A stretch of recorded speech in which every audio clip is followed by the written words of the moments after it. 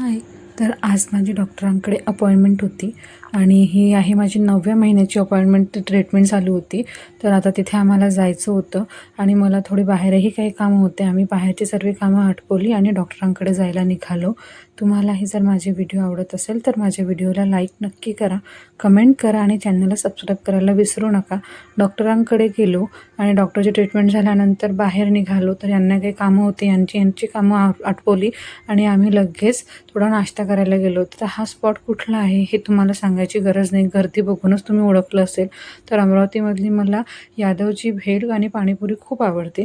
तिथं गेलो आणि सगळ्यात आधी तिथे मी शेवपुरी ऑर्डर केली होती, जी इतकी भरून देतात म्हटलं आणि एवढी टेस्टी राहते. तुम्हाला जर अमरावतीमधली ट्राय करायची असेल पाणीपुरी, भेळपुरी, शेवपुरी तर नक्की इथे एकदा व्हिजिट द्या.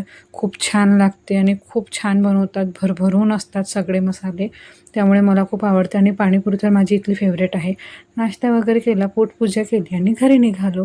व्हिडिओ आवडले तर चॅनलला सबस्क्राईब करा, लाईक करा आणि कमेंट करून सांगा अमरावतीमधली अजून कुठली पाणीपुरी फेमस आहे ते. मला तर यादवची आवडते. तुम्हाला कोणाची आवडते मला कमेंट करा.